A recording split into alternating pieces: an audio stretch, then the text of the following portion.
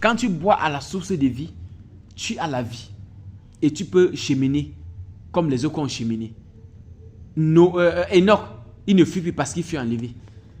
Pourquoi? Parce qu'il avait trouvé grâce aux yeux de Dieu. Et il a été intègre dans les voies de Dieu. Et il a marché avec Dieu. Et Dieu l'a enlevé. Il ne fut plus parce que Dieu l'a enlevé. Donc, lorsque nous nous disposons à faire ce que Dieu veut que nous fassions véritablement comme il se doit. Et on ne peut pas faire ce que Dieu veut comme il se doit de manière autoproclamée. Ce n'est pas possible. Il faut une communion avec Dieu. C'est pourquoi la vraie vie commence lorsque nous rencontrons le Seigneur. Et lorsque tu rencontres le Seigneur de la bonne meilleure des façons, tu deviens en fait une autre façon de le rencontrer. Là, nous sommes comme ça dans l'Ancien Testament. On va voir des hommes qui l'ont rencontré.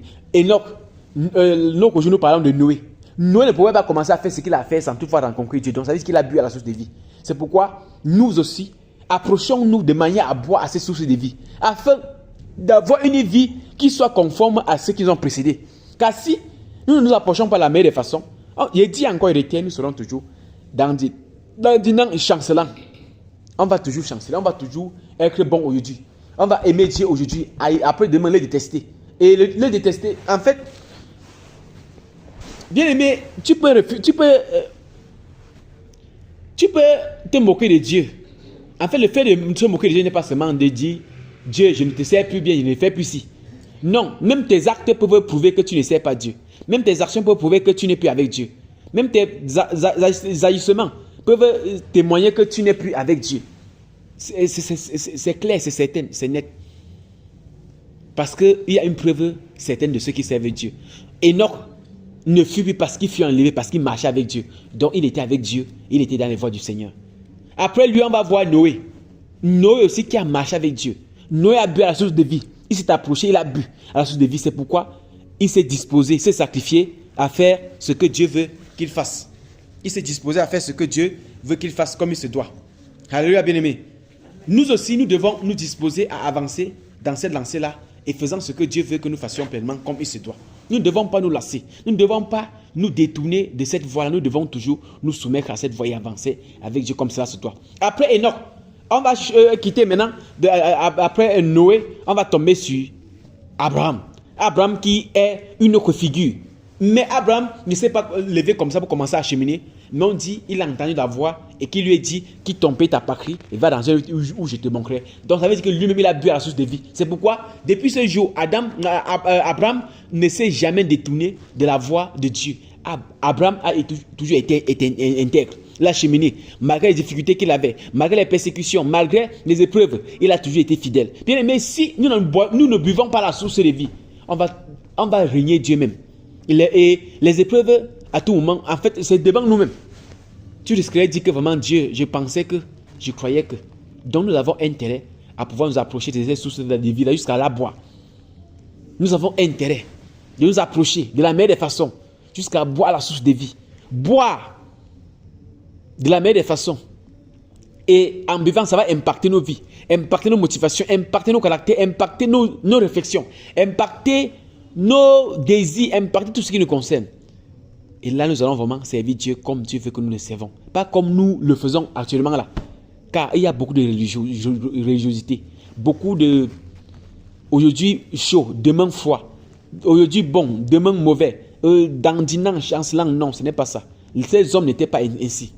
Abraham n'était pas aujourd'hui, il aime Dieu. Après demain, il n'aime pas Dieu. Non. Abraham était quelqu'un qui était intégré dans les voies du Seigneur. Et après lui est venu son fils Isaac. Après lui Jacob, etc. Jusqu'à ce que tous ces âges-là sont passés. Et nous allons voir maintenant dans le Nouveau Testament, il est venu aussi, il a choisi aussi des hommes, de la même nature que toi et moi. Il les a choisis. Et ils ont cheminé avec eux. En fait, le voir, c'est lui qui l'a source de vie. Ils ont cheminé ensemble.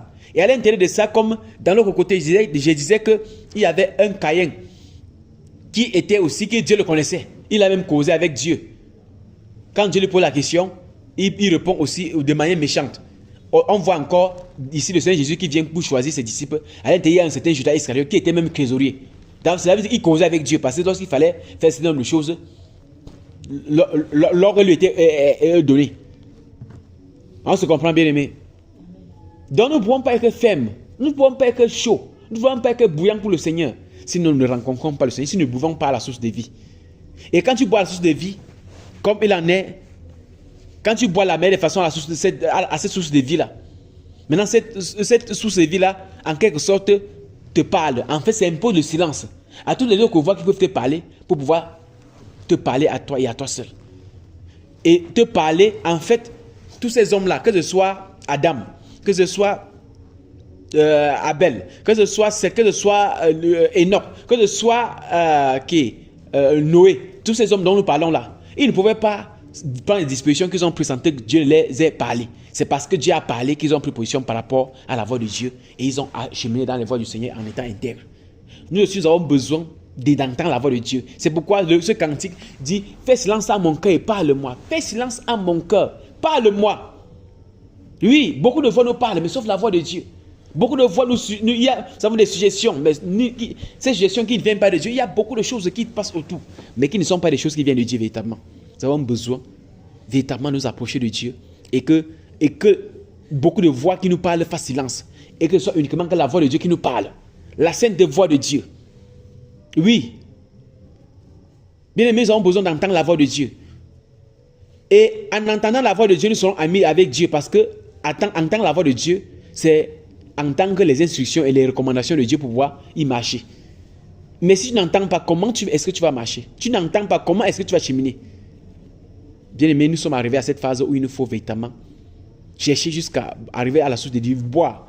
Et en dehors de boire, écouter, entendre la voix de Dieu. Nous avons besoin de l'entendre. Et une fois que tu entends cette voix de Dieu, cette voix automatiquement te rend conforme à lui parce que ce soit Daniel, que ce soit tous ces hommes-là, comme nous avons cité tout à l'heure, tous ces hommes ont rencontré Dieu. Ils ont été conformes à Dieu. Daniel a reflété Dieu de sa manière. Adam a reflété Dieu de sa façon. Abel. Tous ces hommes-là étaient des préfigurations. Chacun était une image de Dieu à sa façon. Alléluia, bien-aimés. Nous avons besoin aussi d'entendre la voix de Dieu pour être à l'image de Dieu à notre façon. Si nous n'entendons pas la voix de Dieu pour être à son image, à notre façon, bien-aimés, on va être religieux. On ne doit pas savoir réellement ce que Dieu veut. On ne doit pas savoir. On va être. J'ai dit, lorsque on va toujours mettre Dieu en stand-by. On va toujours régner Dieu dans nos actes, dans nos motivations. On va toujours régner Dieu dans nos façons de faire. Oui. Parce qu'il y a beaucoup de choses qu'on ne sommes pas prêts à pouvoir abandonner. Il y a beaucoup de choses qu'on ne sommes pas prêts à pouvoir les laisser pour nous tourner vers le Seigneur. Il y a beaucoup de choses. Mais si le jour où on va entendre la voix de Dieu, nous parler de la meilleure des façons, ne parler vraiment que ce soit cette vraie voix de Dieu là, pas une imagination, pas une hallucination, pas, je ne sais pas trop ce que je peux dire pour pouvoir bien situer le mot, que ce soit pas ça, que ce soit quelque chose de véritable, de palpable, que ce soit quelque chose de pur, de propre. Nous allons voir comment nous allons vraiment être à l'image de Dieu. On ne doit pas se lasser, on ne doit pas se détourner, on doit être ferme. Et après ça, cette voix a aussi le devoir de nous rendre bouillant. Bouillant pour le service du Seigneur. Pas la tièdeur, pas la nonchalance, pas le raisonnement. Parce que nous raisonnons beaucoup pour fuir Dieu. Nous raisonnons beaucoup pour fuir les instructions de Dieu. Nous raisonnons beaucoup pour fuir le travail de Dieu, pour fuir les services que nous avons à rendre à Dieu. On raisonne. Nous avons beaucoup de raisonnement. Mais lorsque la voix de Dieu est retentie dans nos cœurs, ça nous rend bouillant. Bouillant pour son service. Quand on dit bouillant là, ce n'est pas... En fait, on est prêt à tout abandonner pour suivre le Seigneur. Comme l'apôtre pouvait dire, je ne fais aucun cas de ma vie comme si elle m'était précieuse, pourvu que je sois en train d'accomplir la mission que le Seigneur m'a assignée. Oui. Ici là, l'apôtre Paul, ici, avait bien compris et il était bouillant pour le Seigneur, bouillant pour faire l'œuvre du Seigneur. Nous aussi avons besoin d'entendre cette voix là pour être bouillant pour bien faire, mieux faire. Et regardons un peu ce que je suis en train de dire pour nous situer. Paul était quelqu'un qui persécutait, il s'appelait d'abord Saul. Il persécutait bien l'église. C'est sur le chemin de Damas qu'il a rencontré Dieu. Je ne sais pas si nous sommes ensemble, bien aimés. Apparemment, tu es là pour dormir. C'est sur le chemin de Damas qu'il rencontre Dieu. Et quand Paul rencontre Dieu sur le chemin de Damas, Dieu lui parlait. Amen. Dieu lui parlait. Donc ça veut dire qu'ici, Paul n'est plus la même. En fait, depuis que la voix du Seigneur a retenti dans son cœur, il n'est plus retourné jamais en arrière. Pour demander à savoir, il y a quoi qui se passe ici là? Jamais. Il était devenu seulement attaché à la voix de Dieu de toute sa vie. C'est pourquoi il pouvait dire tout ce qu'il avait comme gain dans ce monde, comme de la boue. Et tout ça, c'est parce qu'il a rencontré Dieu. Il ne s'est pas autoproclamé pour le dire, mais c'est parce que Dieu le rencontré sur le chemin de Damas. Le Seigneur le rencontré de manière palpable, de manière vraie, de manière authentique. Et il est le modèle des véritables serviteurs du Seigneur, des véritables croyants de Dieu. Donc nous aussi, nous avons besoin d'avoir un contact direct, comme a eu cet homme-là. Bien aimé, si nous avons ce contact-là avec lui, avec Dieu, bien aimé, tout ce que nous sommes en train de dire, comme en fait, nous avons remarqué que nous sommes dans la religion plein pied, main, pied lié, tête et tout ce qui va avec. Mais si nous rencontrons Dieu, bien aimé, on va voir un changement radical, palpable, on ne doit plus raisonner. Aujourd'hui, là, nous sommes, c'est comme si on a trop, en fait, c'est comme si on a trop pitié, on a trop compassion. Mais cette compassion ne nous pousse pas véritablement à aller vers Dieu, nous pousse plutôt de fuir Dieu. Sur beaucoup d'aspects, dans nos comportements, dans nos conduites, dans nos désirs, dans nos motivations, même le temps que nous avons montre beaucoup, prouve sur beaucoup d'aspects qu'on ne s'attache pas à Dieu comme il se doit. Paul n'a plus jamais été la même personne. Donc, bien aimé, il faut que nous approchions de la source de vie. Paul, la preuve, c'est que pour nous montrer que Paul, même quand il était en train de persécuter, lui, en fait, il se sacrifiait pour servir Dieu. À sa manière, il se disait qu'il était dans la meilleure façon. Parce que dans son témoignage, il va dire qu'il était pharisé, irréprochable. Donc, il était quelqu'un qui était irréprochable en ce qui concerne la loi. Et dans sa façon, il se battait pour servir Dieu. Mais Dieu s'est révélé à lui pour lui montrer la meilleure façon. Donc, ça veut dire que dans son cœur, il cherchait. Et Dieu s'est révélé à lui. Et quand Dieu le rencontre sur le chemin, il n'a pas cherché à savoir qui es-tu. Non, il a dit qui es-tu, Seigneur. Donc, il savait. Parce qu'il cherchait. Alléluia, bien-aimé. Nous-mêmes aussi, nous faut chercher la meilleure façon pour être connecté à la source de vie. Comme l'a été cet homme-ci là, qui est un exemple, qui est un modèle, qui est quelqu'un. Dans la Bible, personne n'a pas dit, soyez mes imitateurs, comme je le suis le Christ, personne n'a pas dit ça, si ce n'est que Paul. Il le dit, non, il le dit pas une fois seulement dans les Écritures, plusieurs fois. Il le dit plusieurs fois dans le livre de Corinthiens et bien d'autres. Soyez mes imitateurs comme je le suis de Christ. Personne d'autre n'a pas dit ça. Amen. Donc ça veut dire qu'il était vraiment un palpable exemple pour nous à suivre.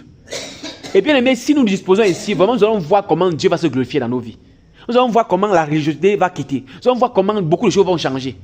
Parce que regardons aujourd'hui là, c'est naze. Les témoignages, les nouvelles sont mauvaises. Témoignages mauvais. Ceci mauvais, ceci. C'est même pas bon. Ça ne donne pas. Donc bien aimé, il nous faut nous approcher de la source de vie. C'est pourquoi j'étais disant que ce cantique-ci est tellement... De ce cantique-ci a beaucoup de paroles. Ce cantique est tellement profond. Et Paul, après avoir rencontré le Seigneur, va dire dans cette de Galates, je ne fais aucun... que le monde est crucifié pour moi comme moi je suis crucifié pour le monde. Frères et sœurs, quand tu rencontres Dieu, en fait, tu vois que le monde ici est vraiment crucifié pour toi parce qu'il n'y a plus rien qui te plaît. Il n'y a plus rien qui t'attire. Il n'y a plus rien que tu désires. Il n'y a plus rien qui t'absorbe. Nous regardons aujourd'hui. On est prêt à passer des heures et des heures derrière ceci, derrière cela. Mais on n'est pas prêt à passer des heures derrière la Bible. Ce n'est pas possible. Soit c'est le sommeil, soit c'est dormir, soit c'est... Ça veut dire qu'on n'a pas d'intérêt vraiment pour Dieu comme il se doit. Mais les choses inutiles, on a d'intérêt pour ça. C'est pourquoi quelqu'un peut passer sur WhatsApp des heures sur WhatsApp. Passer des heures sur ceci. Mais quand on prend la Bible, on ne peut pas passer des heures sur la Bible pour chercher à comprendre, chercher à sonder pour savoir. Ça, c'est la preuve pour montrer que vraiment, nous avons besoin de rencontrer Dieu de la meilleure façon. Comme cet homme-ci, Paul, l'a rencontré sur le chemin de Damas. On a besoin. Et lorsqu'on le rencontre, on est bouillant. On est bouillant. Oui. Il dit que tout ce qu'il y avait comme gain dans ce monde, il y a comme de la boue. Donc, en fait, il n'y a plus de distraction la distraction ne tient plus debout pour lui. Sur aucun aspect, sur aucun domaine, ça ne tient pas debout. Ça n'a pas, en fait, ça ne peut pas passer vers chez lui. Il est bouillant pour le Seigneur. Bouillant pour le service du Seigneur. Bouillant. Et c'est lui qui a subi beaucoup de coups que tous les autres, même dans les Écritures. Dit 3 fois, j'ai été frappé 40 coups moins 1. Qui a reçu ça en dehors de lui? Donc son appel, sa connexion, sa communion avec Dieu est différente des autres. Dans sa façon d'être, dans la façon que Dieu lui a rencontré, la façon que Dieu s'est révélé à lui, c'est différent. Donc mon frère, bien-aimé, sœur, comme Dieu s'est révélé à lui pour se révéler à nous, nous avons besoin, pour que ceci soit fait, il faut que notre degré d'amour pour le Seigneur grandisse, change. Notre degré d'amour pour le Seigneur ne soit plus comme cela est. Quand nous aimons Dieu, l'amour que nous avons pour le Seigneur, c'est des façades. L'amour que nous avons pour le Seigneur, c'est temporairement. C'est momentané. C'est un amour qui est dandinant, qui est flottant, qui est Et quand il dit flottant, ça veut dire, donc, il y a le moment ça s'éteint, des moments ça s'allume, des moments ça s'éteint, des moments ça s'allume. Des moments c'est bon, des moments c'est mauvais, des moments ça brille, des moments c'est sombre, des moments ça brille, des moments c'est obscurci. Voilà un peu des choses qui nous minent.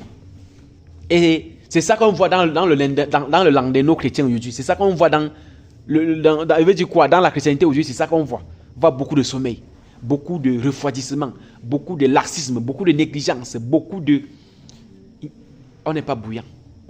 On n'est pas prêt pour le Seigneur. On n'est pas prêt pour le sacrifice pour le Seigneur. On est dans le raisonnement à tous les bouts, raisonnement à tous les coups. Et le raisonnement nous donne toujours d'être les mêmes chaque jour parce que nous raisonnons. Et nous ne raisonnons pas dans la meilleure façon, on raisonne dans le mauvais sens. C'est pourquoi on est tous les mêmes. C'est pourquoi on est bon aujourd'hui, demain on est mauvais. C'est pourquoi on est... En fait, la nature de Dieu n'est pas véritablement en nous. L'amour de Dieu n'est pas véritablement là, en nous, assis et tabernaclé. Il n'y en a pas. D'où bien aimé, véritablement changeons. Que le Seigneur nous donne de nous approcher véritablement de la source de vie. Afin de nous abreuver de cette source de vie pleinement comme ça se doit. Bien aimé, nous avons besoin de ça. Et quand tu es abreuvé à cette source de vie, quand le dernier couplet qui dit que lorsque tu viendras dans tes nuits, tu me trouveras, bien aimé, tu ne peux plus rien faire parce que tu es attaché, tu es comme une chèvre qui est attachée par le berger. Et tu broutes là où il veut. C'est que quand il viendra, il va te retrouver. Mais si tu n'es pas connecté à lui de la meilleure façon, bien aimé, tu ne peux pas. Il va te trouver soit en train de faire ci, soit en train de faire ça. En fait, tu vas te détourner du but. Donc nous avons besoin de boire la source de vie du Seigneur afin d'être comme Dieu veut. Et lorsqu'il viendra dans ses ministres, la ministre, ça veut dire que quoi? Lorsqu'il viendra, parce que nous sommes sans ignorer qu'il y a une guerre, une bataille. C'est là, la troisième guerre est en train de se présenter. Et c'est spirituel, c'est biblique. Ça a des portées spirituelles. C'est une prophétie. Paul, personne dans la Bible n'a pas dit j'ai combattu le bon combat, si ce n'est Paul. Alléluia. Vous êtes les lecteurs de la Bible. Quelqu'un n'a pas dit ça. C'est Paul qui a dit j'ai combattu le bon combat. Et il a combattu véritablement le bon combat en prenant tous les armes nécessaires qu'il fallait. Mais nous aujourd'hui, est-ce que nous pouvons dire comme Paul que j'ai combattu le bon combat? Avec quoi? Quel est même le combat que tu combats? Qu'est-ce que tu combats? Aujourd'hui, on ne souffre pas. Nous ne sommes pas éprouvés par nos vies de foi. On n'est pas éprouvés. Et c'est là où il y a un problème. Je ne sais pas si nous sommes ensemble, bien aimés. Parce que Paul souffrait pour sa foi. Paul ne souffrait pas pour avoir volé la chose de quelqu'un, Paul ne souffrait pas pour le manque par rapport parce qu'il devait manquer. Parce qu'il était pharisien. Pharisien, au jour de Dieu, était comme ministre, gouverneur, tout ce que vous pouvez imaginer là.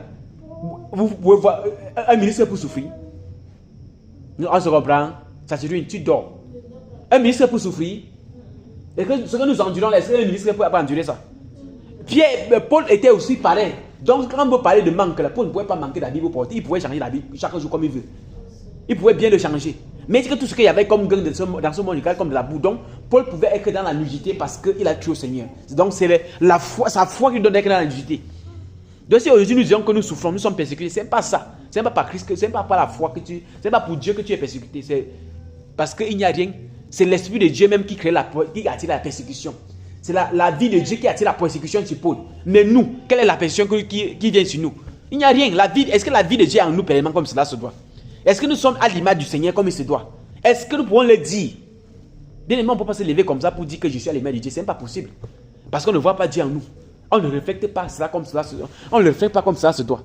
C'est pourquoi nous avons besoin de nous approcher de cette source de vie-là. C'est impératif pour nous.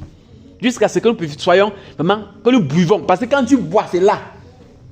C'est pourquoi vous pouvez voir notre frère Junior dit souvent, quand tu manges le ndolé, tu sais que tu as mangé le ndolé. Bien, mais si tu as bu à la source de vie, tu sauras que tu as bu. Paul ne doutait pas.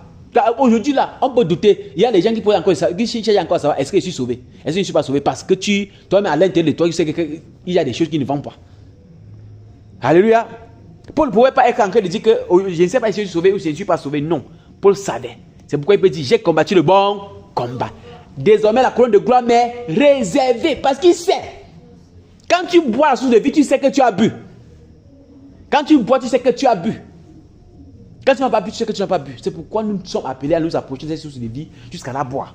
Et quand tu vas la boire, toi-même tu sauras. Même tes actes, parce que tout ce que nous faisons les choses de manière religieuse. Parce que ce que nous faisons, même notre voisin qui est religieux fait aussi comme ça. Il n'y a pas de différence entre nous. Grande chose avec eux. La colère que nous faisons, eux-mêmes ils sont dedans. Parfois, des choses que nous attachons sur ça, eux-mêmes s'attachent dessus. Par contre, Paul dit, je n'ai fait aucun cas de ma vie comme si elle m'est précieuse. Pourvu qu'il soit encore d'accomplir la mission du Seigneur. Donc il y a des choses sur lesquelles Paul ne s'attardait pas. Paul ne pouvait plus s'attarder sur un certain nombre de choses. Paul était consacré sur le Seigneur et regardait au Seigneur. Paul savait que Dieu prend soin de lui. Paul savait que le Dieu qui sait ne l'a jamais abandonné, il ne l'abandonnera jamais. Parce qu'il n'était pas un proclamé. Il n'était pas là pour remplir la formalité. Il n'était pas là pour que quelqu'un lui dise que tu as cru, tu es ceci. Non, Paul savait parce que Dieu lui a rencontré lui-même. Alléluia, bien-aimé. Et nous avons besoin aussi de cette rencontre avec le Seigneur. Et c'est ça qui a fait la différence entre nous, les religieux. C'est ça la différence. C'est pourquoi la grâce que Paul a eue, même les disciples qui ont marché avec le Seigneur Jésus, n'ont pas eu cette grâce-là. Parce que sa relation était authentique, était palpable, c'était clair. Jusqu'à ce qu'il a même repris Paul et Pierre. Dans Galates chapitre 2, Galates chapitre 1 et chapitre 2, on dit que Paul était répréhensible parce que même ayant cru même, il faisait semblant des moments. Mais Paul n'a jamais connu ça. Donc bien aimé, il ne nous faut pas avoir le genre de foi de Pierre, ayons plutôt le genre de foi de Paul qui va nous donner des tenir fermes jusqu'au bout. Fermes jusqu'à la dernière minute, sans nous faut nous lasser d'un coup. Sur aucun aspect que ce soit, sur aucun domaine que ce soit. Alléluia, bien aimé. Et c'est ça, bien aimé, qui pourra nous aider à pouvoir être même vrai dans la prière. Être même sérieux dans ce que nous faisons. Parce que si nous ne sommes pas, si il n'y a pas cette motivation-ci pour nous aider, bien aimé, on va beau prier, mais prier de manière religieuse. On va beau faire beaucoup de choses, mais de manière religieuse. La religion n'accomplit pas la volonté de Dieu, bien aimé, non. Non. La religion n'accomplit pas le dessein de Dieu, non. On va beau faire beaucoup de choses, mais on va être un peu comme ce peuple d'Israël qui a gêné pendant 70 ans dans les livres de Zacharie. C'est la 70e année que Dieu vient dire que vraiment, qu'est-ce que vous avez en train de faire? Je n'étais même pas avec vous. Donc bien aimé, le tout n'est pas de prier, mais le tout, c'est de rencontrer celui qu'on prie. Et prier comme lui il veut. Et c'est ce genre de prière qui doit être exaucé. Ce n'est pas le bavardage. Ce n'est pas le fait de se priver d'un certain nombre de choses, mais de se priver de manière religieuse. Non. Rassurons-nous. Disposons-nous. Travaillons de mieux en mieux. Pour le rencontrer de la meilleure façon. Et faire des choses de manière vraie, comme lui il veut. Pas comme nous voulons. Faire des choses de manière sérieuse. Faire des choses de manière authentique. Alléluia, bien-aimé. Que Seigneur bénisse abondamment. Donc, c'est ce cantique que nous chantons. Et c'est un cantique qui, moi, ça me parle beaucoup. C'est un cantique qui a beaucoup d'impact. Et moi, j'aime chanter ça. Et je chante dans l'esprit de prière afin que tout ce qui est dit dans ce cantique-là puisse vraiment impacter ma vie. Parce que tout ça sont des choses de prière véritablement que ceux qui sont conscients véritablement, qui peuvent percevoir, qui peuvent palper l'esprit, sachant, regardant comment la mort est dans l'esprit, la mort est sur beaucoup d'enfants de Dieu. Ces personnes-là qui peuvent pas palper doivent consciemment chanter ce cantique dans le but de crier au secours. Pour un réveil véritable dans nos vies. Un réveil non seulement dans nos vies, même dans nos assemblées, même dans nos maisons, même dans nos familles, même dans l'église. Quand nous regardons, on voit qu'il y a beaucoup de choses qui ne vont pas. Lorsqu'on est éprouvé, la première personne qu'on fait recours, ce n'est pas Dieu. On n'est pas prêt à dire que voici. Est-ce qu'aujourd'hui là, au milieu de nous, un enfant de quelqu'un peut mourir ou bien quelqu'un meurt, on le met là sur la table, on dit que Seigneur, tu vas intervenir. Est-ce que vous voyez qu'on a cette foi-là? Maman, c'est un matin. Est-ce que tu vois cette foi-là au milieu de nous? Quelqu'un meurt comme ça, on dit que frère, sœur, nous savons le vrai Dieu. On le met ici. On va prier jusqu'à ce qu'il va se lever. On ne le voit pas. Il faut, si on le rencontre, on saura que véritablement on peut prier jusqu'à ce qu'il lui l'intervient. Et si longtemps qu'on n'a pas rencontré, on ne peut pas avoir le genre de foi-ci. Ce sont ceux qui l'ont rencontré, qui ont le genre de foi-ci. Qui croient que même si c'est n'importe comment, Dieu va intervenir. Et il reste là ferme, il ne bouge pas. Mais si on n'a pas le genre de foi-ci, quand quelqu'un va tomber, on dit que bon, amenez à l'hôpital. À l'hôpital, après on va passer à la morgue. Et on va enterrer. Bien aimés sont tout comme les catholiques. Vous avez entendu un jour qu'il y a eu la résurrection chez les catholiques ou bien chez les protestants? On n'a pas encore entendu. C'est pourquoi il dit, bien aimé, si nous ne nous réveillons pas, nous serons toujours comme les religieux. Parce que la vie va être toujours une histoire pour nous. Ça ne sera pas vrai.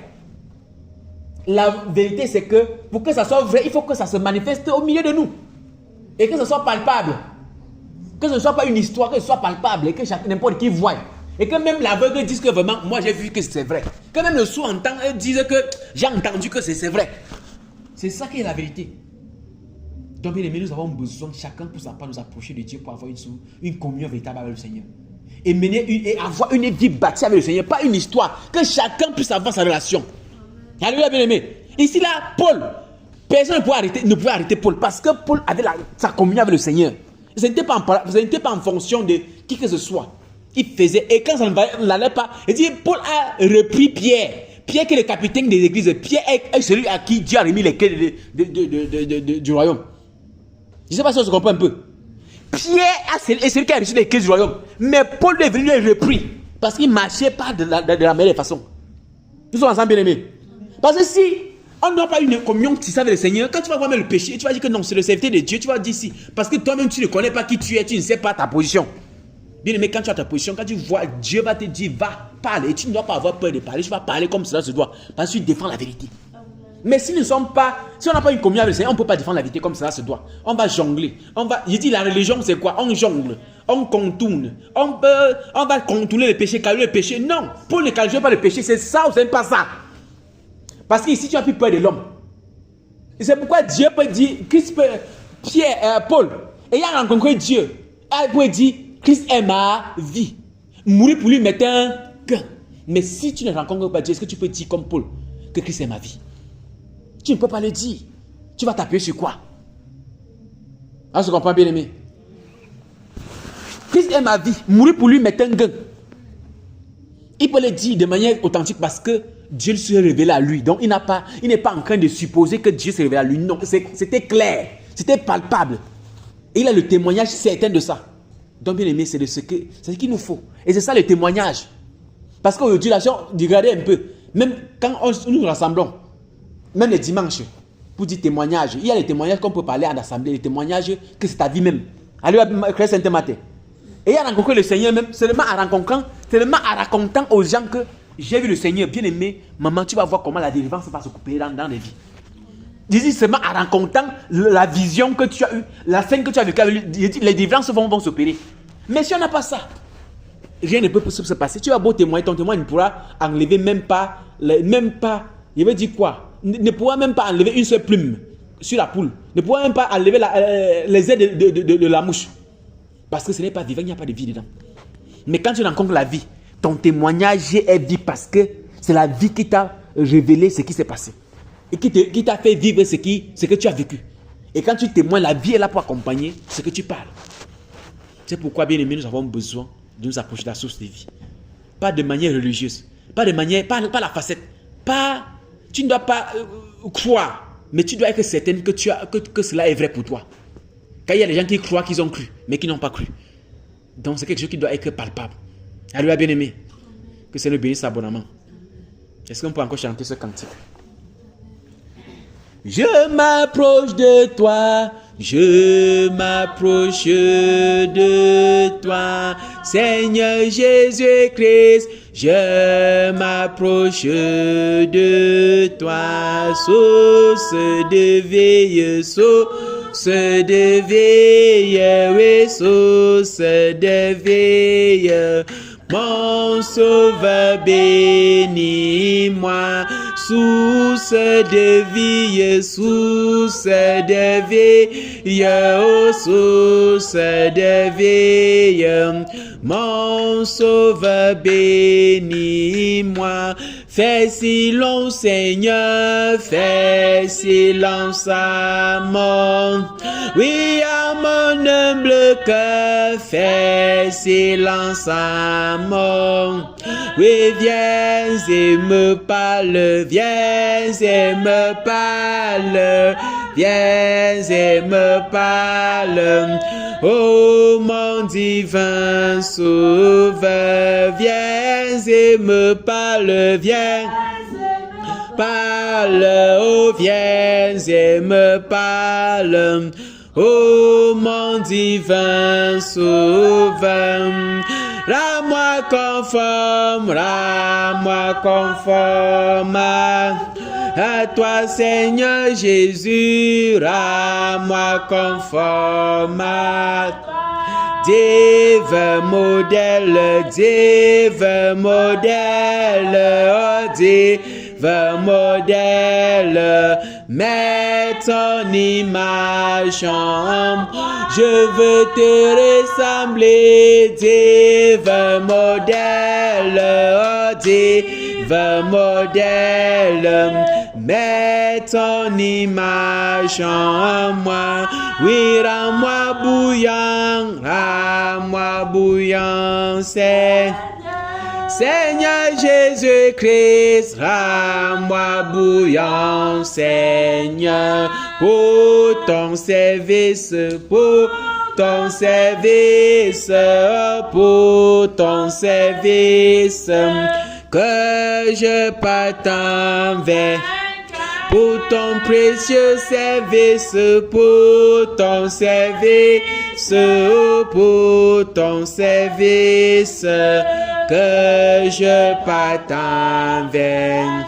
Et quand tu reviendras, et quand tu reviens, Seigneur Jésus-Christ, et quand tu reviendras dans tes milices, oh,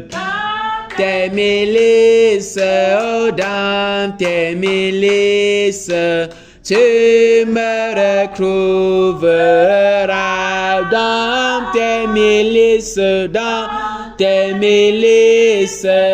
dans tes milices, tu me retrouveras.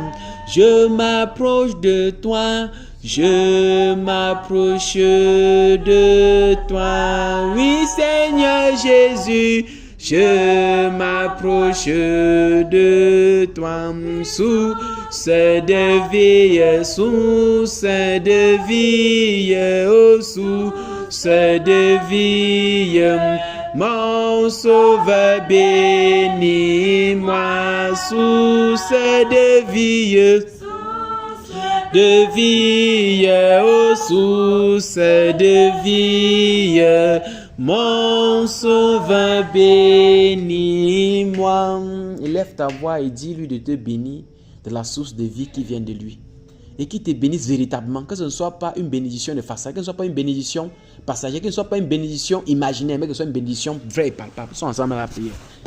Père bien-aimé, je m'approche de toi, source de vie, afin que tu me bénisses de la vie.